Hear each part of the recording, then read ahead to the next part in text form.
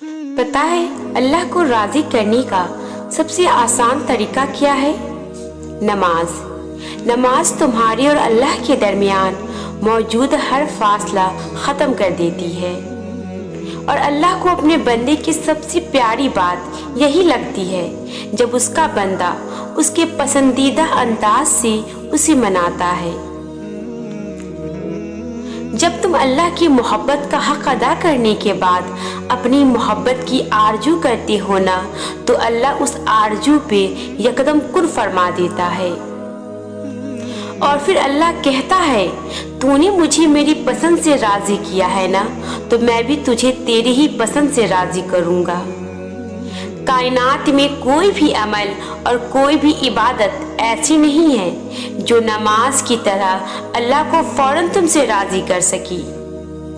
अल्लाह के नज़दीक नमाज से ज़्यादा महबूब कोई अमल नहीं, और जो उसके महबूब को अपना महबूब बना लेते हैं ना, अल्लाह उससे बेहद मोहब्बत करने लगता है।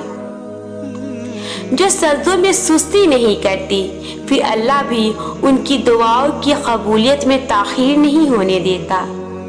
याद रखो, नमाज आज़माइश में अल्लाह की तुम्हारे लिए सबसे बड़ी पनाहगाह है, और जो उसकी पनाह में होती हैं उनका बड़ी से बड़ा तूफान भी कुछ नहीं बिगाड़ सकता।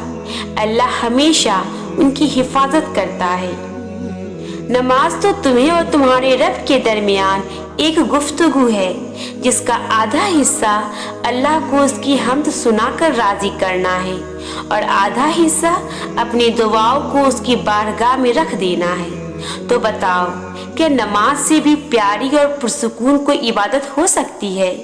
क्या सजदों से बेहतर कोई पनाहगाह हो सकती है? कुरान कहता है, नमाज और सब्र से मदद मांगो। बेशक नमाज बड़ी भारी चीज है, और वाकई नमाज से भारी और ताकतवर इबादत कोई भी नहीं, जिसमें बंदा खुद खालिक के रूबरू खड़ा होकर उससे इल्तिजा करता है। नमाज अल्लाह के लिए नहीं, तुमने अपने लिए पढ़नी है, क्योंकि तुम्हें उसकी ज़रूरत है, उसे तुम्हारी नहीं। तुम उसे वक्त दो, वो तुम्हें वक्त देगा। तुम उसे बोझ ना समझो, वो तुम्हारे कंधों का बोझ हल्का कर देगा।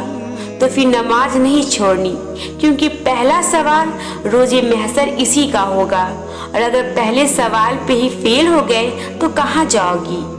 तोहफा और मोहब्बत समझकर पढ़ोगी तो खुदा की कसम नमाज तुम्हें कभी मुश्किल नहीं लगेगी। एक दफ़ा पढ़ोगी तो दूसरी दफ़ा पढ़े बगैर दिल तड़पेगा। एक दफ़ा कोशिश करोगे तो दूसरी दफ़ा अल्लाह खुद तुम्हें बुला लेगा।